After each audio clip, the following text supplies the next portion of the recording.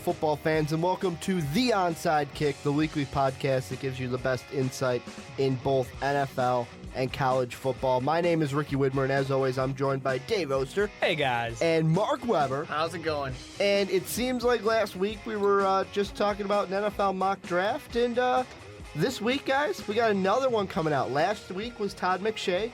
This one is Mel Kiper coming out with his 4.0 mock draft, and there are many differences between what we saw last week, but the one thing I kind of just want to throw out there, because last week I compared him, I was calling him Geno Smith. He could be the Geno Smith 2.0 this year. Teddy Bridgewater Kiper has him listed 33rd, first pick in the second round to the Texans. He's saying that he will likely go in the first round, but I'm throwing it out here right now. Don't be surprised if Bridgewater's a second-round pick. So you got Bridgewater falling out of the first. Geno Smith 2.0. Who is he impressed? He was the number one quarterback throughout the entire college season. He had a poor pro day, and from all reports, he had okay showings at his personal team scouting sessions. So I'm not seeing how he drops out of the first. He's a smart guy. That was his whole thing was he's a very intelligent quarterback. So why are we seeing this drop off with basically no performance in between? Yeah, I think either Bortles or Bridgewater probably are going to drop fairly far. I think if one of these two guys do get past that Cleveland Browns second pick in the first round, somebody has to trade up. And that's exactly, what is said in the mock draft, that somebody will be trading up. He's just not projecting trades. But that's what's going to end up happening. Maybe he doesn't have that success that you want out of a first-round talent, but I really doubt he's going to have the Geno Smith, I'm going home, I'm not coming back type of syndrome. You do not think that first day, Thursday's all done, May 8th, and Bridgewater's not drafted. You think he will be? I think he will be. I think someone's probably going to trade up for him. I don't think it's impossible that he does get to the second rounds. I definitely think that could happen. And if it does happen, he doesn't get past the first 5 picks. Well, I mean, the only and this is one of the big reasons why I think he could fall is early on when the season ended and it's like, okay, how are we going to rank these players? Right then, we saw Houston as, okay, they're going to go quarterback. They need a quarterback. Now, as we get closer and closer to the draft, it seems like Jadeveon Clowney is being, and I'm doing this in air quotes, locked at that number 1 pick. And it's the Browns, Jacksonville, and the Vikings who need quarterbacks. But the question is, Browns and Vikings will go quarterbacks. Will Jacksonville? Well, we don't know if they're going to go quarterbacks in the first round. That's what I mean. I'm talking first round. Okay. I'm talking like I think there's no guaranteed team picks. that's going to take a quarterback at this point. I don't think you can lock it in. You don't think that the Browns and the Vikings say we need a quarterback here? I'm saying they need one. I'm not saying they're going to take one with that initial pick that they have. They may trade back. They may trade up one way or the other, but I'm not saying that it's going to happen guaranteed. Honestly, the more I look at these quarterbacks, the more I start to wonder about Blake Bortles, because personally he is being basically pushed into this upper echelon based on his size, his strength, and his arm strength right now. He had a great performance at the end of the season, but when you look at that and you try to bridge similarities going back in time, you just don't see success coming out of quarterbacks who are fantastic wearing gym shorts, Mm-hmm. And that pro day workout, that personal workouts with the scripted throws, it all looks great on paper, but you know what? You're not going to get the guy on the field who knows how to handle himself in every situation, who can handle the pass rush, who can handle, the 2-minute drill. So that's where I'm putting my worries with Blake Bortles. And if anybody's going to fall out of the first, he's my guy. You think Bortles is going to be the one to go? I think he's going to fall the furthest out of the top 3, out of Manziel, Bridgewater, Bortles. I have him falling the furthest. I think Manziel and Bridgewater both have a chance of going very early, and I think their cutoff point is absolutely at 20. I can't see either one of these quarterbacks making it past the Cardinals. Well, exactly. I mean, the Cardinals are the big Roadblock. thing here. Yeah, if somebody like maybe Bortles or Bridgewater does fall that far, just value-wise, it would be almost dumb not to draft one of those guys because they do need a quarterback in the future. They can have him sit there and learn behind Carson Palmer, and Carson Palmer is one of those guys you actually can learn things from. Yeah, he was a great quarterback before he had a blown-out knee. Exactly. So there's no reason why the Arizona Cardinals, if one of these guys does drop. However, I don't think they reach for Derek Carr or Garoppolo or any of those type of guys. But if Bridgewater, Bortles are there, why not go grab him? You do need a quarterback. Not immediately, but here's a first-round talent that you can get right now, and you don't have to just hope that next year somebody's there for you. Well, and I mean, Dave, I'm coming up with this spontaneously. To go off of what you said, do you think Bortles is going to drop to the second round? I think if anybody would, it would be Bortles. Remember a few weeks ago, we did kind of when it was closer to basketball tournament time, kind of this blind resume thing where I did Jadeveon Clowney matched with Mario Williams. Yep. I got two more for you. One's a first-round quarterback talent. The second is a guy that's going to be a second-rounder. You guys tell me who you're going to take. First quarterback, 6'5", 232, has a hand size of 9 1/4, and has a 4.93 40-yard dash. Quarterback number 2, 6'2 1/4, 226 pounds, 9 1/4 hand size, 4.97 40-yard dash. Well, I mean, those aren't really numbers that are going to be that detrimental or beneficial to a quarterback. Do you want the arm length for each quarterback? No. No, I want actual stats for these quarterbacks. I mean, quarterback is not a position you can pick based on 40 time. I mean, unless it's, going to be Russell Wilson or Colin Kaepernick 40 times, 40 time and just hand length doesn't really do that much of benefit. For this, if you're purely going off of these numbers, I guess you want the taller quarterback. That's about Let me get you some we need stats. some completion percentage. We need touchdown to interception ratio. Yeah, exactly. And I think right now, honestly, we're talking about these taller quarterbacks too. That's not really a thing that you need in the NFL anymore anyways. It's not required, but I think it's still seen as a distinct advantage because you have seen some of these goofs where I don't even say goofs. You have seen some of these shorter quarterbacks. If they don't have the clear passing lanes, they have some difficulty getting the ball across the middle over the top of his own lineman. And with defenders now becoming more aware, or they're just using their arms more to swat down passes, they seem to be clogging up passing lanes more effectively now than ever.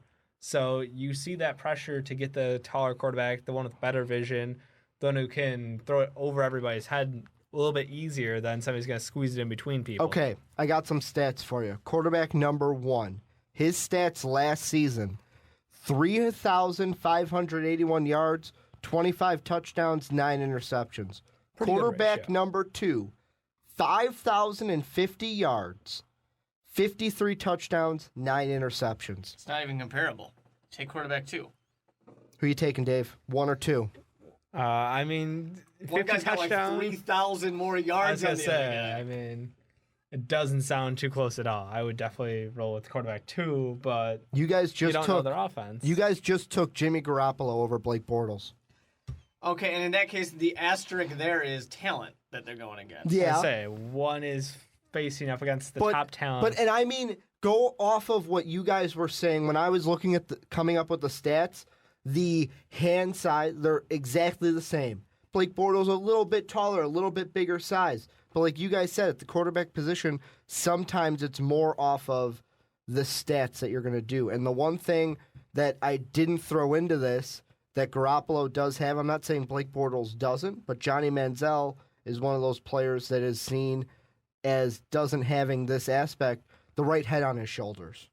The leader of the team mentality, first one in, last one to leave. And that's even semi-questionable. I'm not loving the dig at Manziel there. Manziel, when he is on the field, is absolutely 100% devoted to winning. And I don't know that I can say that he's going to be the first guy out of the door every time, but I feel like that's kind of a cheap shot. But no, I see what you mean, because Garoppolo is that 4-year guy. He's got the leadership. He's been the leader of that team. Also didn't have to deal with the type of fame that, let's say, a Manziel or even a Blake Bortles had to deal with. When you don't go to a real college. And face top-tier competition. Well, let's put it this way. He didn't even have to deal with the fame that Jordan Lynch did, because Lynch went to the Orange Bowl. Yeah, definitely. There's a huge amount of pressure in that compared to, the FCS championship tournament, which I don't even think that the Panthers of Eastern Illinois No, they lost to Towson in the semifinals. Yeah, so, very different. There's still tons of pressure, obviously. It's a lot of pressure. You're still playing a Division I school out there, but there's definitely a difference in the talent level, the amount of pressure, everything. You don't have ESPN scouting your games and hyping them up weekly for you. So, for most of the year, I think Jimmy Garoppolo went underneath the radar of just about every major scout. Well, I don't think he really got. The scouts obviously they're doing their job, I'm sorry. Attention, but like any media source is what I meant to say. Yeah, exactly. They really did not pay any attention or say anybody should pay attention until it became this off season. We need something to talk about. Who's going to be a quarterback that could be taken? And now he's kind of the buzzword. They're trying a little bit with Tom Savage. Just kind of testing that out, seeing if that can pick up some steam. Maybe some teams will like him, but not so much. The whole thing with Garoppolo, too, is we see the instant draw to, Romo came out of Eastern, and look what he's doing. So, and I see some aspects of that. Okay, you have a quarterback who was fairly successful in college. He actually comes out, goes undrafted, but gets picked up by an NFL team and is now their starting quarterback, doing very good things in Dallas. But on the other hand, they play a different style. They're completely different people. It's not like he's like the same exact and the whole reason the reason why I brought up this kind of blind resume type thing is because I was reading what Mel Kiper has Blake Bortles obviously going 8th overall to the Vikings. And first thing he talks about is with Castle and Ponder, it's like Bortles doesn't have to start. He can develop and sit behind these guys while they. You don't draft a quarterback 8th overall and sit on the bench. Just let me get this through. Anymore. Let me get this through, Mark. Let him sit on the bench, and while the other two battle, I'm sitting there going, well, why not take something else at the 8th, and then with that second-round pick, go with Garoppolo? Because I'd rather have Garoppolo than Blake Bortles. It's absolutely a valid point. If you're going to let him sit, why not go with Garoppolo, who, if you draft Garoppolo, he's going to sit anyways. He's not a starter, in my mind. Well, and that's, everybody's got their own opinion on where he will end up being as far as his quarterback quality in the NFL. But I'm sorry, when I think of a quarterback who's going to sit and learn, I want a savvy veteran as a quarterback there with him to learn from. I don't view either of the quarterbacks the Vikings currently have on the roster as savvy veterans. The closest thing I kind of would say, it's not even close, but the closest is Castle, because he did work with the Patriots. He did work with a guy like Bill Belichick, but also Vikings do have Norv Turner. That's true. Norv Turner is the one thing that is the benefit the for bright somebody spot, learning. the diamond in the rough. But the problem is, even if you're a Viking, I believe I said something along this lines last week as well. The problem for the Vikings essentially is that the fans will not be able to let you draft someone in the first 2 rounds without pressure to start him. And coach, you can ignore that. I'm going to say it right now because I am a Vikings fan. I've got my Vikings swag on now. If let's say we draft Garoppolo in the second round, you're stupid to say the Vikings should start him his rookie season. Doesn't matter. You're just stupid. Now I know, but I'm coming out and saying you're a stupid fan. Honestly, the talent level's not that different between Christian Ponder and Garoppolo, and even you're stupid Castle's if you not say gonna be that good. You're not stupid. You're just coming to abrupt justification. No, I'm sorry.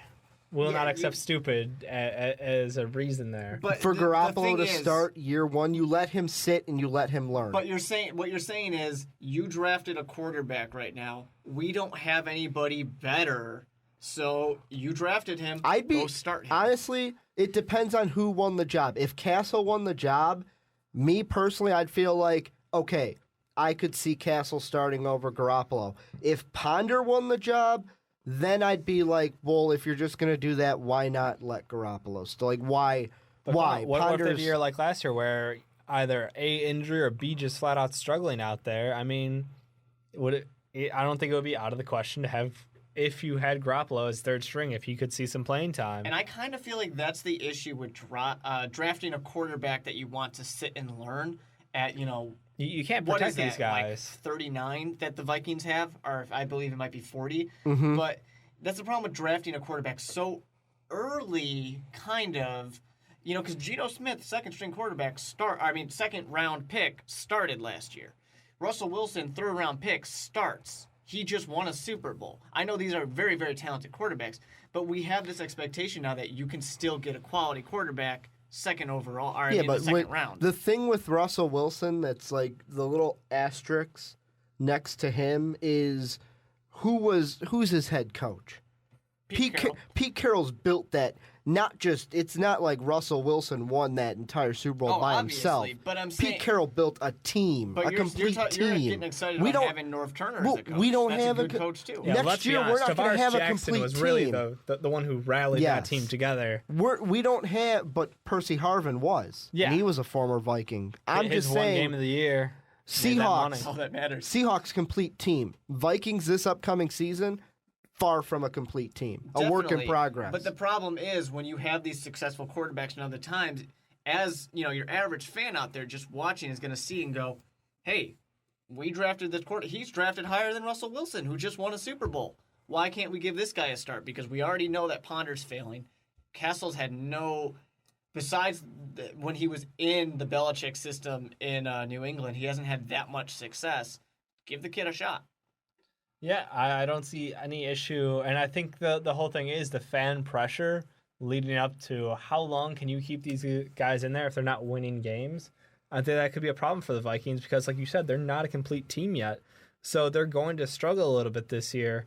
So I think you're going to get some unrest, and there will be definitely calls for a quarterback swap if you do take a quarterback in the first two rounds. And yet again, this is a completely different situation because the quarterback I'm going to bring up kind of sat behind a living legend for his first, I want to say, 2 years before he actually started. But I would, for the fans that were like, okay, let's start Garoppolo, I'd be like, why not take a lesson from our very successful NFC North rival in Green Bay?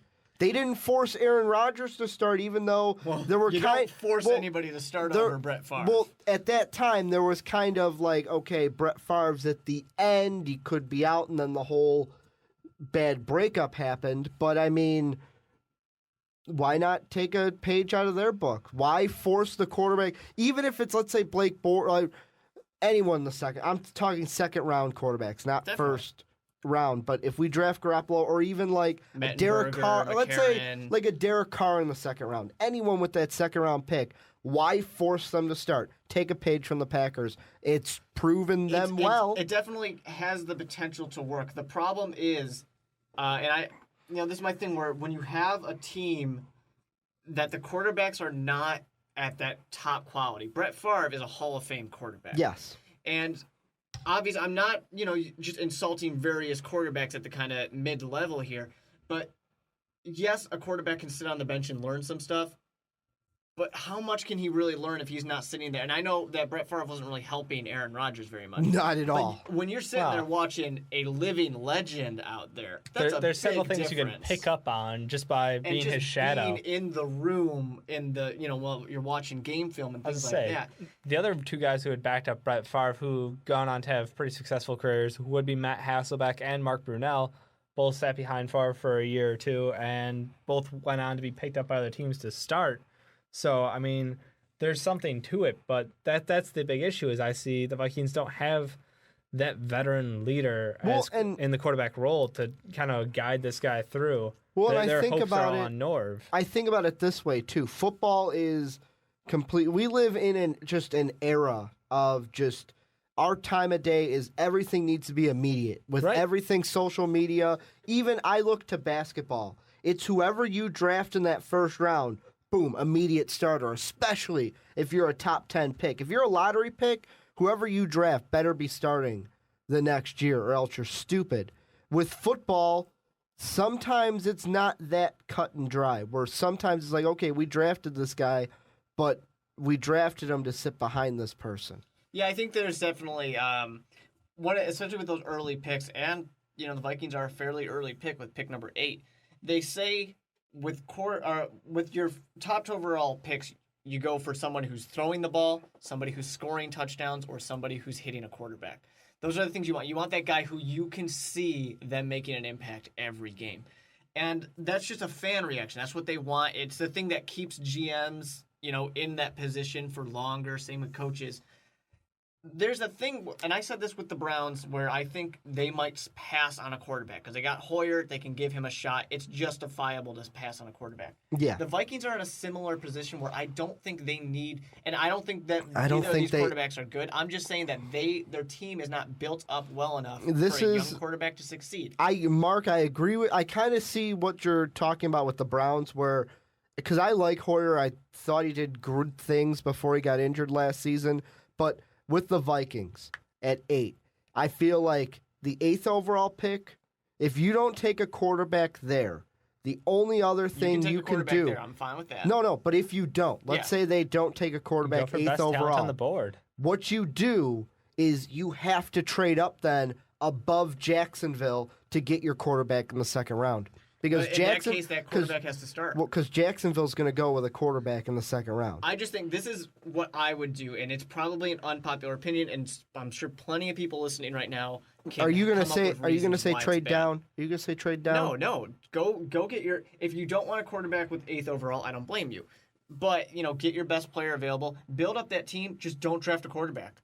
Or wait till like round 4 or 5 when there's no pressure to start. I say you could probably get Mettenberger in late 3, early 4. There's a chance. Yeah, exactly. And right now I think you can do this though. Norv Turner can go out there and say he is going to sit. Essentially, he has just been redshirted. There is no possible way he is starting unless it's all barring injuries a chain of injuries, yeah. So you can do that. I just think it's a really hard thing for coaches to do. And if you don't come out immediately and say this guy is not starting, there's always going to be pressure, and people are going to automatically assume Norv Turner, Jimmy Garoppolo, his dude. Let me throw this out there for you.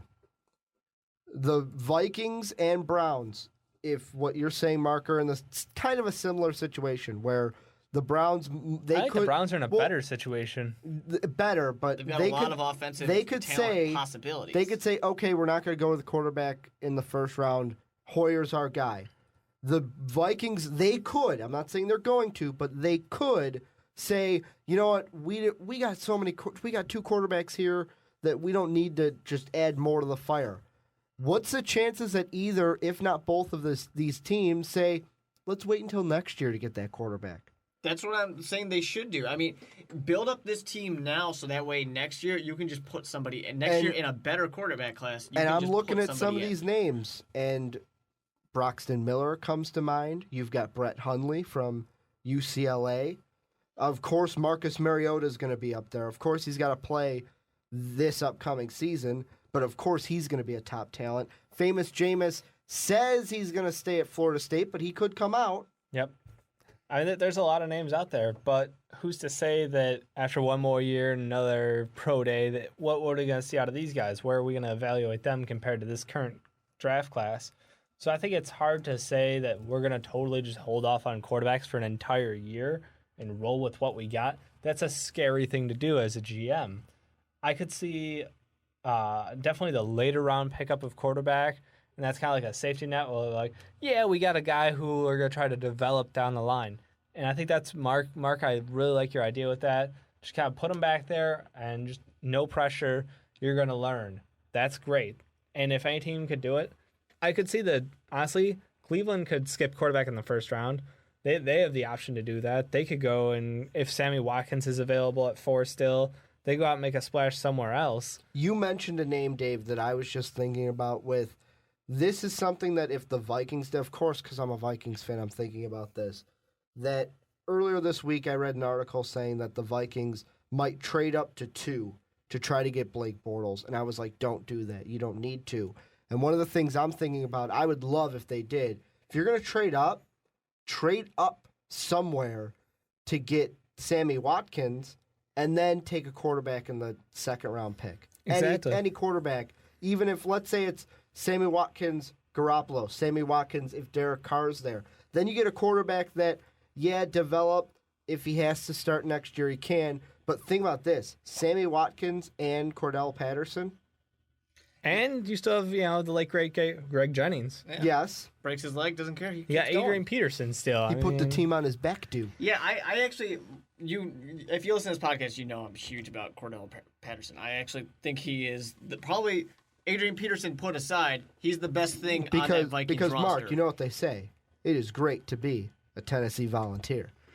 Some people say that. I don't know why it's so good to be a Tennessee Volunteer, It is great but to be a Tennessee Volunteer. No, but I mean, that's something I was thinking about. Why not? If you're the Vikings, Patterson had I kind of want to say great, but it was a really positive rookie season. Why not get another wide receiver to line up to him?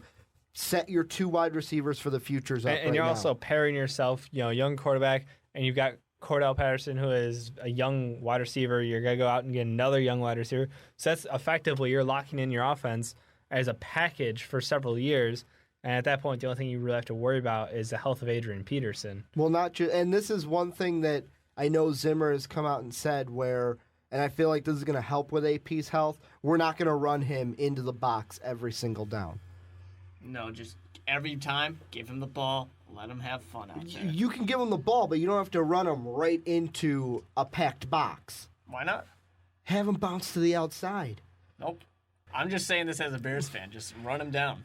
Well, and I mean, one of the other things, looking at just comparing Kiper's 4.0 to McShay's 4.0, one of the names that we saw in the first round last week with McShay that's dropped to the second round with Kiper, Timmy Jernigan. Going from 16 Cowboys with McShay all the way to the second round with Kiper. Do you guys think Jernigan drops that far? Does he go to 36 His stock area? seems to keep floating back and back and back. And I don't know if it's like a fit thing that they're really looking for a team. But look, Jernigan, honestly, talent-wise, needs to be in, like, he has a first-round talent. He needs to be coached up a little bit, but that's about it. Honestly, I'm not seeing, like, they're bouncing around from, I think, about 4 to 5 different teams. I've seen him as far as the mock draft history goes. Every time it's somebody different. And I don't understand how so many teams could pass up when they have a clear need for what he can bring to the table. And it's got to be a 3-4 team, obviously. Or, I mean, if somebody does want to do some type of hybrid defense.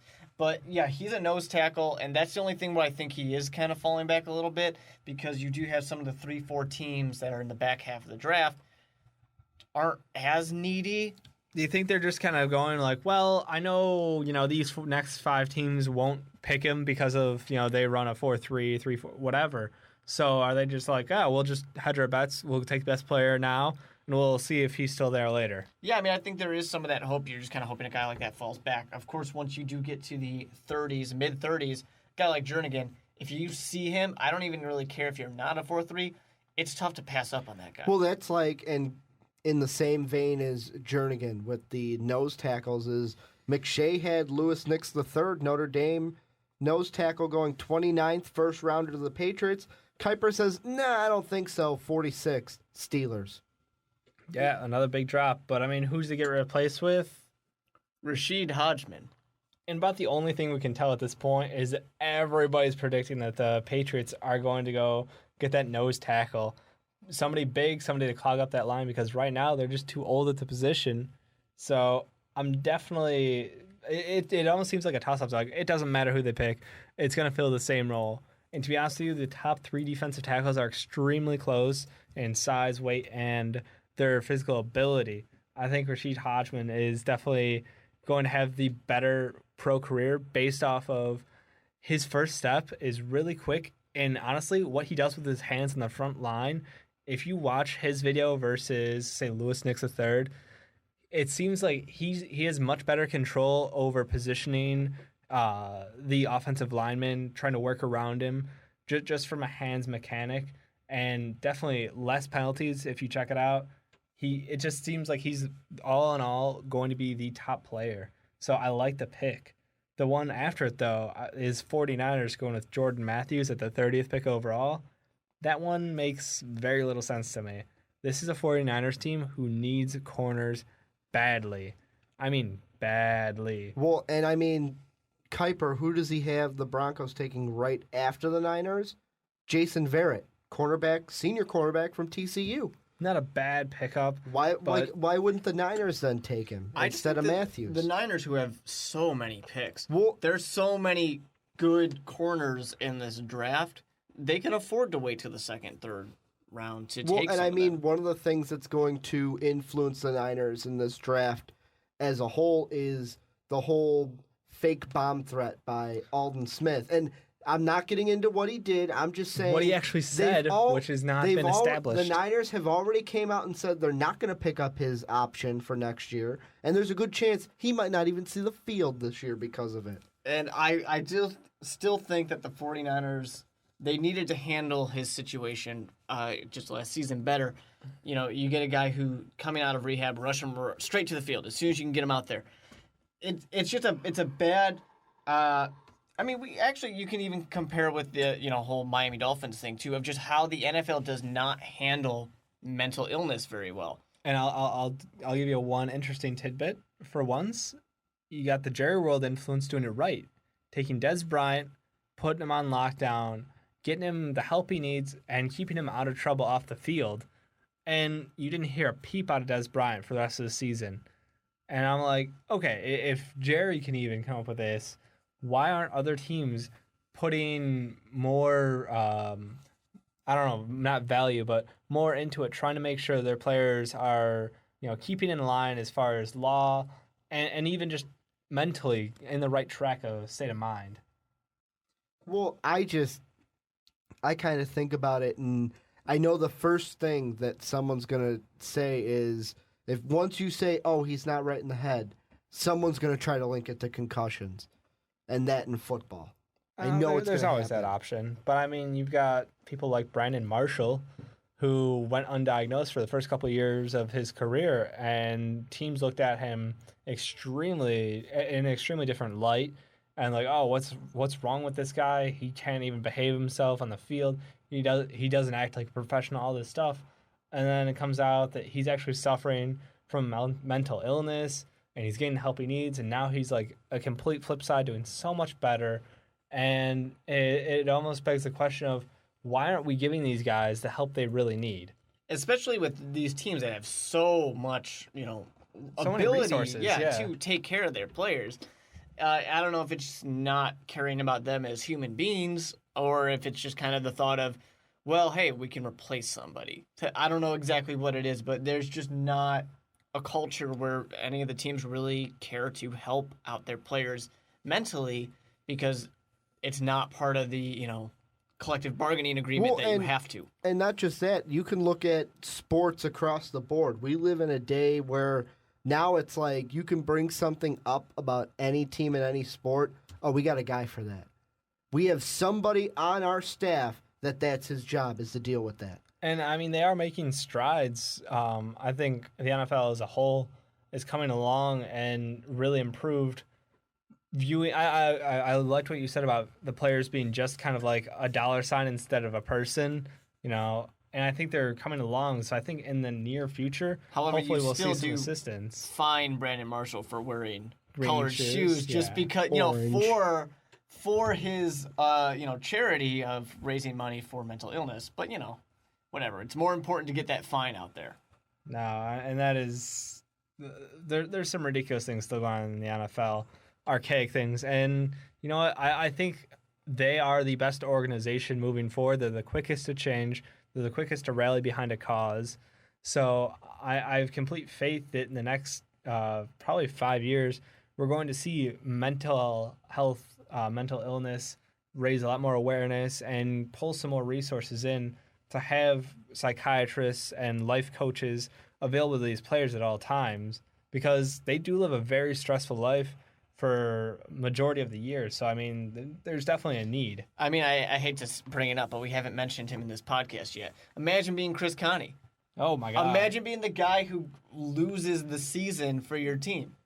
Yeah. Tell me that guy can't, I wouldn't want to get out of bed for like a week. Yeah, I mean, it would be a huge benefit to have a player like that not just get completely shaken up. Even if you're a young quarterback, give him somebody to talk to. Maybe it is a coach. Maybe your coach is somebody you can talk to, but maybe your coach is that, hard-nosed type of guy. He doesn't want to hear your problems. What if Exactly. it's Belichick?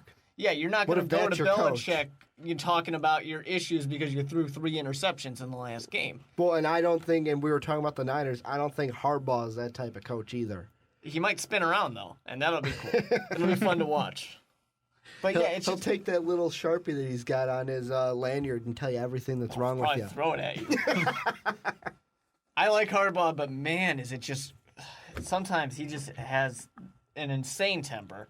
And just think, now that Schwartz isn't a head coach, we won't see any more Harbaugh-Schwartz fights on the field. It's unfortunate. We won't see any rivalry. We want to have Schwartz come back just for one more fight. But, getting back to Kiper's 4.0, one of the picks that we went right over, that the Jets at 18, he's got Brandon Cook, wide receiver, Oregon State. I actually like this pick because this week the Jets went out and said, you know what, Chris Johnson, we will give you a contract. And as soon as I saw that, Dave, I thought to what you have said was last time the Jets made it to the conference title, I'm not comparing Chris Johnson to what LT was, but they had a running back, a good running back who could help them win. Yeah, no, a veteran running back on that team is definitely welcome, but I don't agree with the style, and it all comes down to how they run this offense, because now they've got speed at quarterback, speed at wide receiver. They're going to get some more speed. Obviously, they're looking to pick up another wide receiver in this draft, and with the addition of Chris Johnson in the backfield, you've got a lot of quick guys, so you really need to abuse that. And if they're going to run the same style of Jets offense we've seen the past 5 years, it's just going to go to waste. And that's my biggest fear. I think this team can have potential to grow and get better. And even if Michael Vick does come in and play, which I would love to see, to be honest with you. Do you really think Vick's going to come in and play over Geno Smith? I think Geno Smith's going to get hurt. Honestly, which one of these quarterbacks is better? Geno Smith is not that talented. Let's take injury out of the question. Just who would you play? Mike Vick, absolutely. I would play Vick, too. From watching him play last year pre-injury, and then watching just absolutely Geno Smith the entire year, disappointing. Flat out disappointing accuracy, arm strength. I'm sorry. Geno Smith, I know that we all wanted him to be the next coming of Mike Vick. He's not. He's just not that quarterback. I think he's missing too many key features. So I would love to see Michael Vick get a chance to run this offense. To play devil's advocate, Yep. Smith has only played one season. Yeah, I know. He's only played one season. I think you find out a lot about a guy in one season. You can't expect just, okay, I had a bad first year, so my career's over. I'm not saying it happens, though. over, but that does happen. It can a lot. happen, but I'm not saying bad that's game. like If you're on that 53-man roster, bad game. Yep, see ya. Sorry, you're done. I kind of feel like, and it goes back to what we were talking about with the other quarterbacks in this draft. I find it hard that you draft a quarterback last year, he beats out your starter up to this point. He was injury. And now you're just going to be like, hey, we signed this guy, you're done. Mark Sanchez was injured. Geno Smith won the job by default. But and then this year, just to sign Michael Vick to say, you're done. Well, we drafted you last year, but you know what? We liked you last year, but this year, you're done. I'm not saying that's their management's thoughts. I'm saying their management wants Geno Smith to be more like Mike Vick and turn his career, become a more efficient passer, use your arm, not your legs, learn to get out of bounds when you need to. Just overall, the intelligence gap, obviously, from going from a second-year player now to a veteran like Michael Vick is gigantic. But as far as Michael Vick, technique and every little thing that he does, I just don't have faith that Geno Smith can ever live up to be what they want him to be. And if they're not going to put him in the right system to succeed even more, that really worries me, because Mark Sanchez, I'm sure, is a better quarterback than what we saw. He was definitely hampered by that offensive scheme. But Dave, I think that's the problem right there, is when you say he'll never live up to Michael Vick. And the first thing I think of, why does he have to be the next Michael Vick? Why can't he be, I'm Geno Smith, but, okay, I watch him play a little bit, and he does have aspects of Michael Vick? Because everybody wants to compare you to somebody else. And he can do his own thing, obviously. He can develop into his own way. but it's obvious that they're saying, here's a mentor, learn. And they're saying, yeah, there's competition. They want to push Geno Smith and whatever.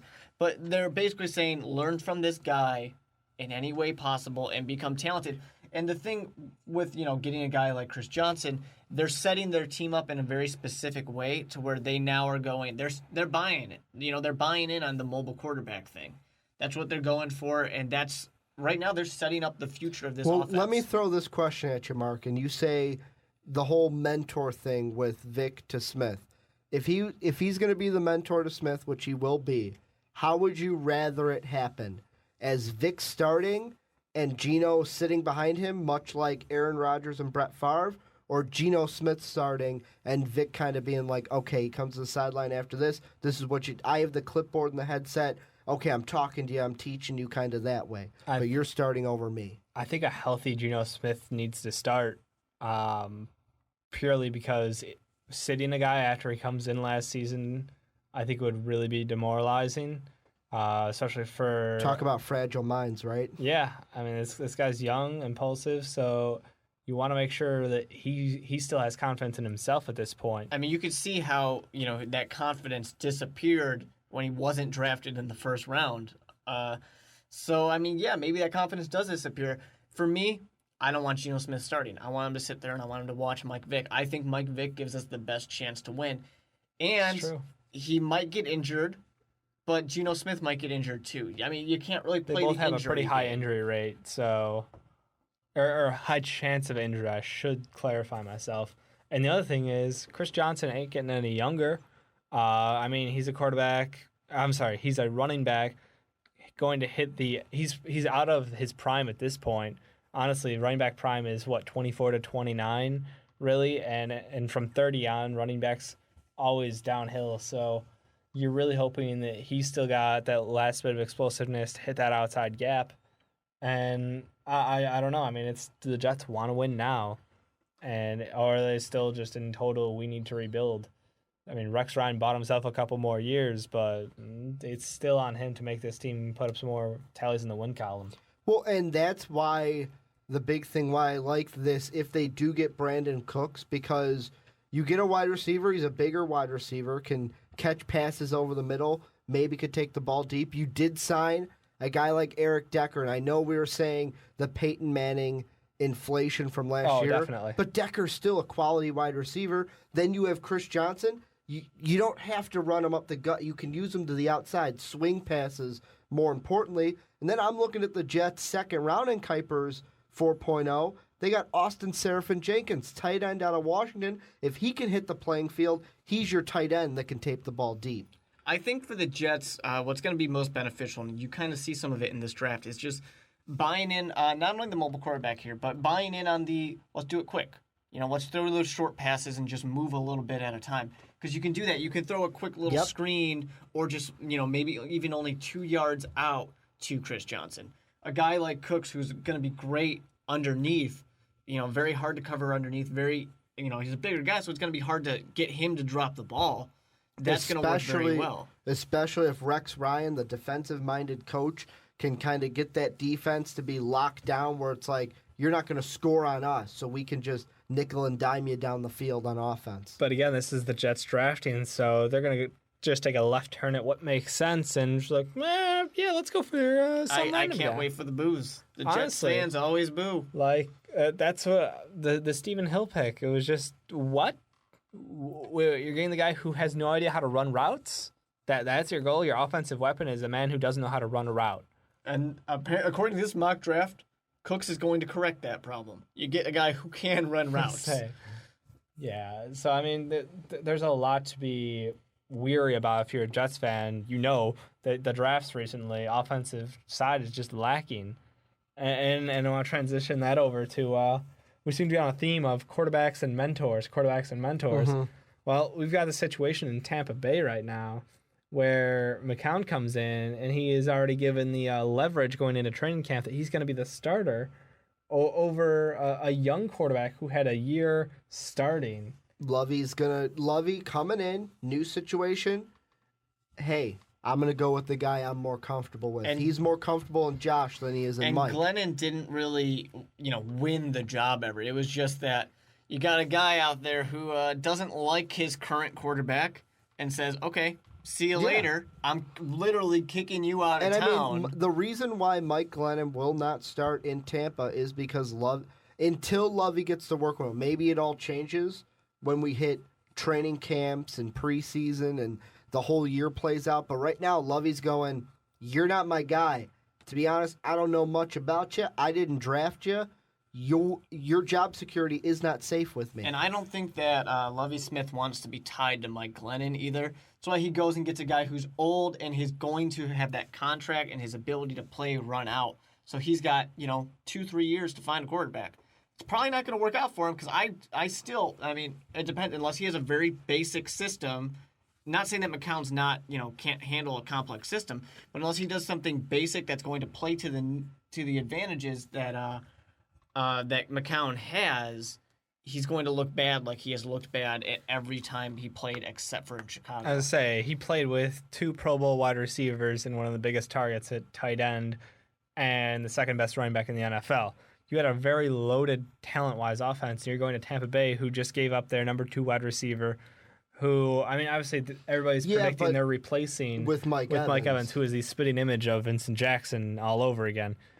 Pretty great. I mean, if we look with Tampa, if Kiper's 4.0 plays out, your first 2 picks for Tampa, Mike Evans, wide receiver, going to help out McCown. Yeah. Then in your second round, Gabe Jackson, a guard from Mississippi State, going to help protect McCown. So right there, boom, boom, help the offense. That's how you get points on the board. Yeah, but it's Lovey. He's going to screw it up, and he's not going to go. Second round, I guarantee you, will be a defensive pick. I guarantee you Lovey will not go offense 2 rounds in a row. When in his entire career in Chicago did he care about the offense more than the defense? The offense will struggle to get along, and he will ignore it. That has been his kryptonite every time that we thought Chicago was, we're going to do great in the draft. Why would we go offense? I mean, we just have like an anemic one.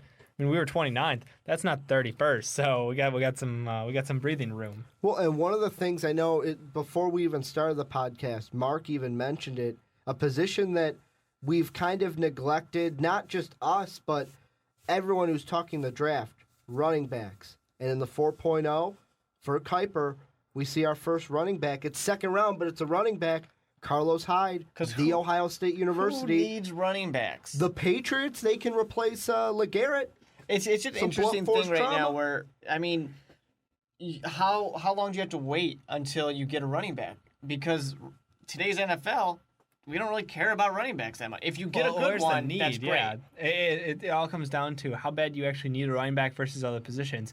It's been proven that you don't even technically need a running back on the field to have an effective offense. That's just set in stone at this point in today's age of the NFL. So a lot of teams can be like, yeah, we got somebody back there. He runs like 15 times a game. That's good. Don't worry about it. So you get this chance where you can have Carlos Hyde come out, and he'll drop all the way down to the second round. And Patriots make perfect sense. This is a team where they're going to nail their first 2 needs, 1-2 in order. I mean, that's what I love about Belichick. Lately, he's getting the drafts right. He's not like old Belichick was like, so I've got a first rounder. How about let's turn that into a third, a fourth, and a fifth rounder? Trade back for value and try to stock up, but it never seemed to work out quite right. But lately, he's nailing those early picks. I don't know if you could say never worked out quite right with how many rings he has. Okay, Tom Brady was a 6th-round pick for a 6th-round pick. I mean, it still worked out. I mean, I'm just saying, he does have Super Bowl wins. What a present to himself. Happy birthday. Go get some rings. Yep. But yeah, I think, personally, I would not draft a running back in the first 2 rounds. It's just not necessary. I mean, the NFL. So if you're New England, you're not taking running back? No.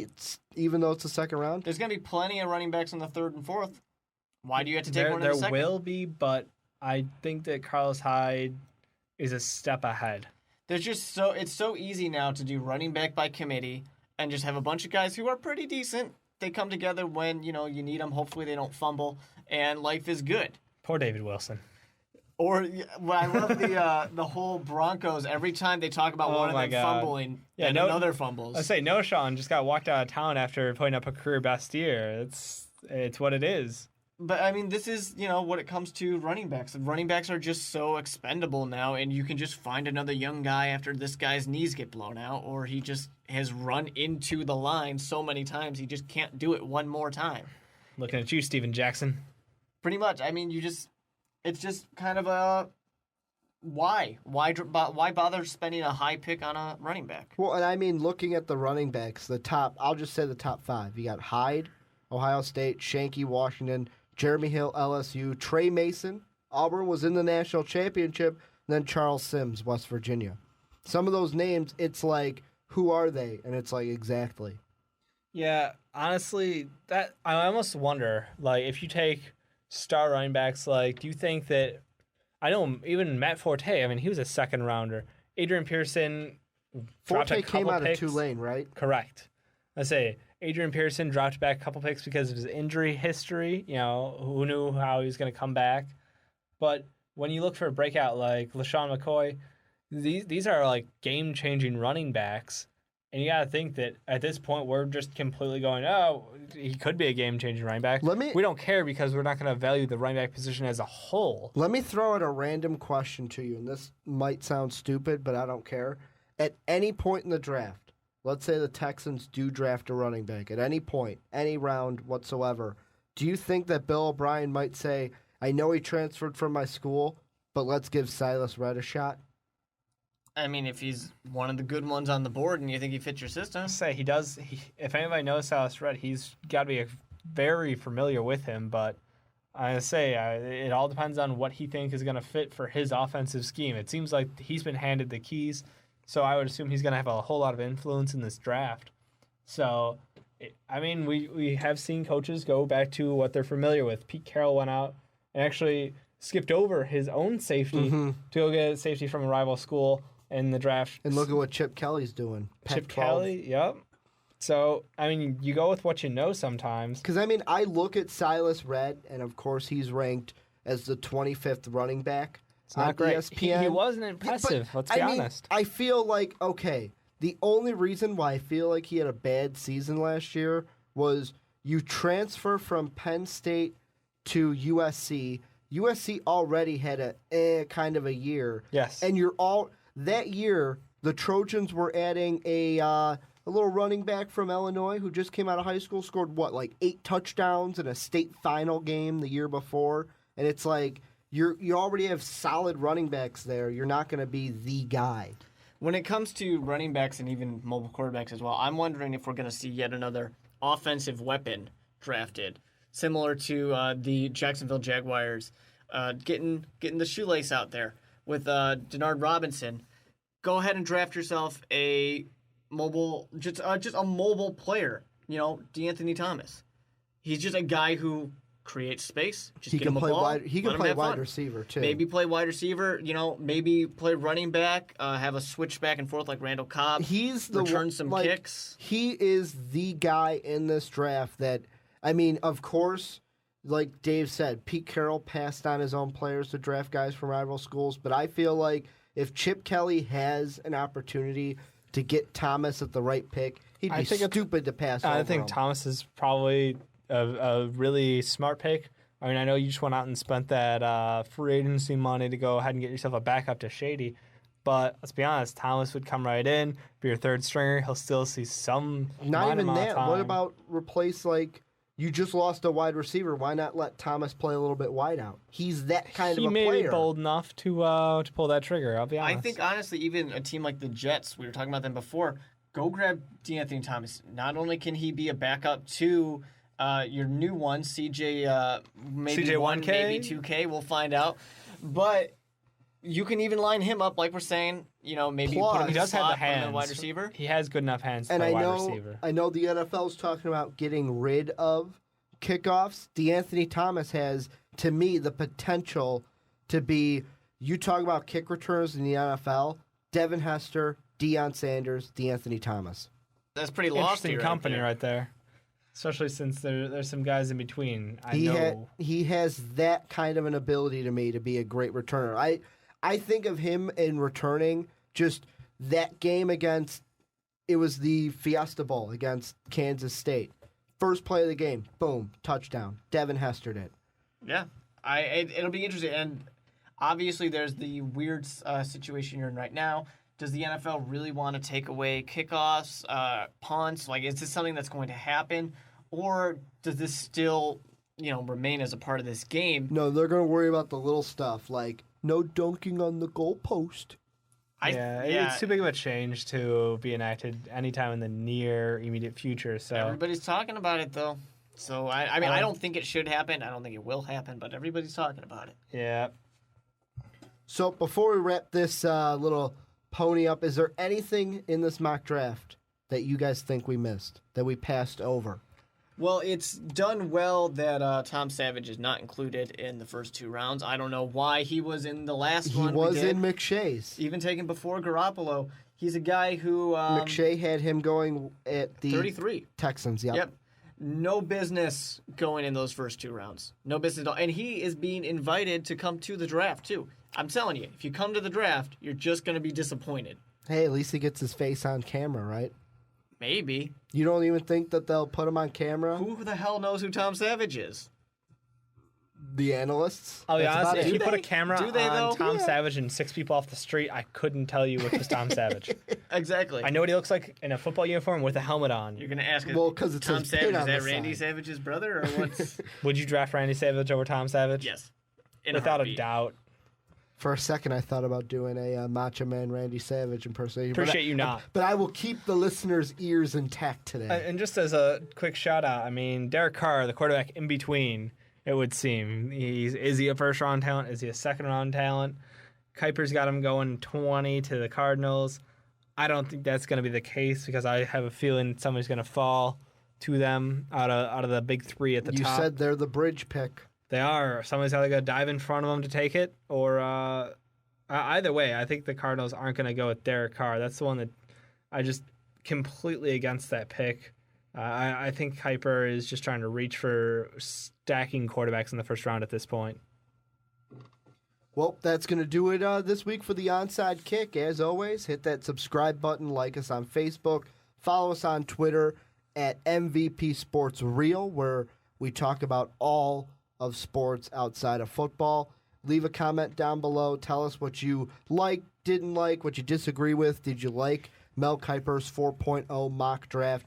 All that good stuff. And as always, have a good day, everybody.